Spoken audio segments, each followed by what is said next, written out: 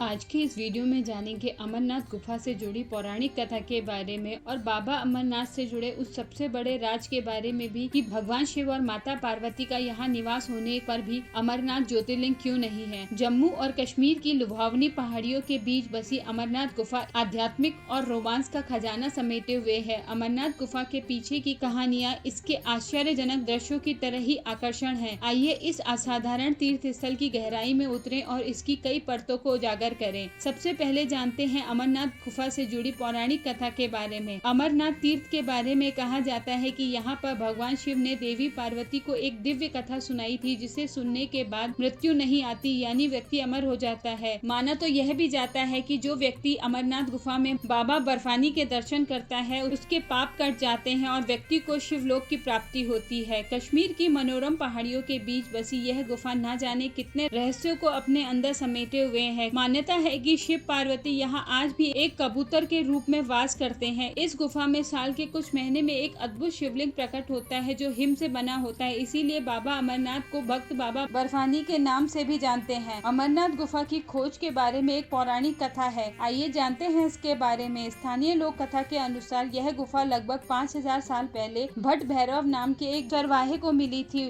अपने झुंड की देखभाल करते समय वह भीतर से निकलने वाली दिव्य रोशनी को देखकर इस छुपे हुए रत्न पर ठोकर खा गया था। जैसे ही इस चमत्कारी दृश्य के बारे में खबर फैली, भक्तों का हुजूम इस क्षेत्र पर उमड़ पड़ा। यह गुफा जल्द ही भगवान शिव और मानवता के साथ उनके शाश्वत संबंध का पर्याय बन गई। मान्यता है कि यहाँ एक बर्फ का शिवलिंग है जो स्वयं शिव का प्रतिनिधित्व करता है। पुरातात्विक साक्ष्य इस बात का संकेत देते हैं कि तीर्थ स्थल के रूप में प्रसिद्धि पाने से पहले ही यहाँ ऋषियों ने सत्य और ज्ञान की खोज की यात्रा की थी। इतनी खूबियों और शक्तियों के बावजूद अमरनाथ तीर्थ को ज्योतिर्लिंग के रूप में मान्यता प्राप्त नहीं है। आइए जानते हैं आखिर इसकी वजह क्या है। अमरनाथ ज्योतिर्लिंग नहीं है, इसे जानने से पहले यह भी जानना जरूरी है कि ज्योतिर्लिंग कौन कौन से हैं। तो सबसे पहले इनके नाम जान लीजिए। सोमनाथ, मल्लिकार्जुन, महाकालेश्वर, ओमकालेश्वर, केदारनाथ, भीमा शंकर, काशी विश्वनाथ, त्र्यंबकेश्वर, बैद्यनाथ, नागेश्वर, रामेश्वरम व ऋषिकेश्वर। इन सभी ज्योतिर्लिंग में एक बात समान है कि जो अमरनाथ में नहीं है और वह है कि अमरनाथ शिवलिंग की उत्पत्ति किसी भक्त की श्रद्धा और भक्ति से नहीं हुई है। अमरनाथ में शिव और देवी पार्वती अपनी इच्छा से अमर कथा सुनने सुनाने आए थे, जिसका प्रतीक चिन्ह है हेमलिंग। जबकि सभी ज्योतिर्लिंग शिव के भक्तों की प्रार्थना और तपस्या से प्रकट हुए हैं, जैसे सोमनाथ चंद्रमा की तपस्या से, केदारनाथ भगवान विष्णु के नर नारायण रूप की तपस्या से, रामेश्वर भगवान राम की तपस्या से। दूसरी बात जो सभी ज्योतिर्लिंग में समान है वह है कि सभी ज्योतिर्लिंग हमेशा कायम रहते हैं, जबकि अमरनाथ में ऐसा नहीं है। यहाँ कुछ समय के लिए ही हिम का लिंग निर्मित होता है और विलीन हो जाता है। ज्योतिर्लिंग होने की दूसरी शर्त यह है कि लिंग नित्य और स्थायी होना चाहिए। ज्योतिर्लिंग के बारे में शिव पुराण में बताया गया कि यह भक्तों की भक्ति से प्रकट होते हैं। षष्ठी में जब पहली बार भगवान शिव प्रकट हुए तो वह अनंत स्तंभ वाले ज्योति रूप में प्रकट हुए थे। इसके आदि अंत का पता भगवान विष्णु और ब्रह्मा भी नहीं लगा पाए थे। उसी समय भगवान शिव ने कहा था कि वह भक्तों के कल्याण के लिए उनकी प्रार्थना पर प्रकट होंगे। जहाँ जहाँ भगवान शिव इस तरह प्रकट हुए वह ज्योतिर्लिंग कराए। ज्योतिर्लिंग की सबसे बड़ी बात यह कि यह साक्षात शिव स्वरूप होते हैं और ऐसा भक्तों को दिए गए वरदान के कारण है, जबकि अमरनाथ ऐसा नहीं है। वह शिव पार्वती का प्रतीक चिन्ह है। यह शिव की स्थायी निवास न होकर अस्थायी निवास है। आपको अमरनाथ गुफा से जुड़ी पौराणिक कथा के बारे में जानकर कैसा लगा, कमेंट बॉक्स में जरूर लिखें और सनातन धर्म से जुड़े ऐसे और वीडियो देखने के लिए मेरे चैनल को सब्सक्राइब करें।